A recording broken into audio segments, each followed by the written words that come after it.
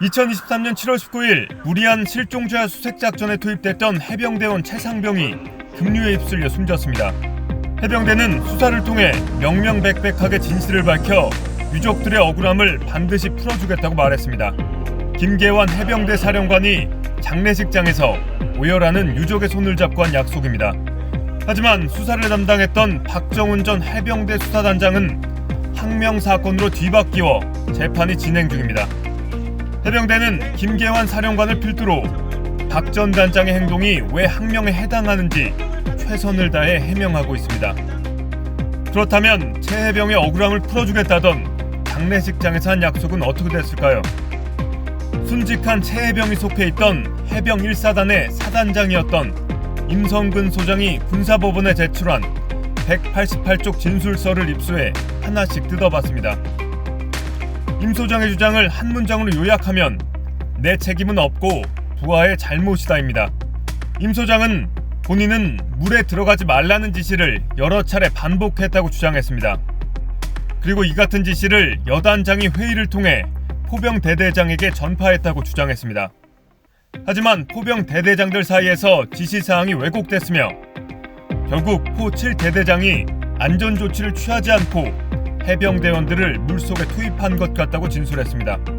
하지만 JTBC가 확인한 포 7대대장의 주장은 정반대였습니다. 선임 대대장을 통해 전파된 명령이기 때문에 수색 작업은 임 소장의 지시로 받아들일 수밖에 없는 상황이라고 주장했습니다. 또한 물에 들어가지 말라는 지시는 한 번도 들은 적이 없다고 반박했습니다. 임 소장은 자신을 공수처에 고발한 생존장병의 어머니에 대해서도 유감이라고 말했습니다.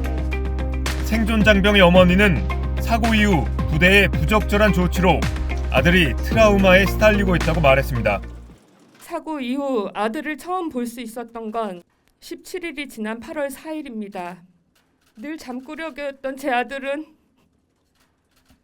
집에 와서 하루도 편하게 잠을 못 잤습니다.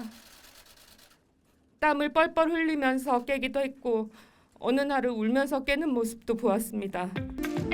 하지만 임 소장은 생존장병의 트라우마를 치료하기 위해 민간병원 진료 등 모든 조치를 취했다고 주장했습니다. 생존장과 최상병 유가족의 면담 자리에 간부들이 동석해 제대로 된 대화가 불가능했다는 주장에 대해서는 당시 수사를 담당한 수사단의 잘못일 뿐 사단과는 관계가 없다고 했습니다.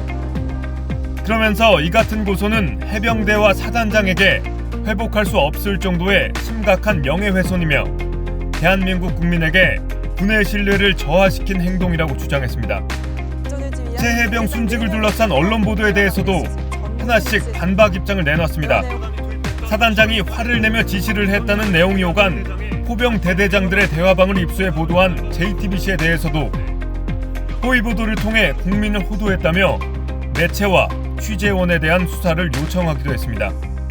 이에 대해 해병대는 임성근 소장 개인의 의견일 뿐 해병대 공식 입장은 아니라고 밝혔습니다. 한편 임 소장이 사망사고 책임자로 지목한 포 11대대장과 포 7대대장은 지난 1일 보직해임 처리됐습니다. 반면 임 소장은 통상 6개월 과정으로 진행되는 정책연수를 떠났습니다.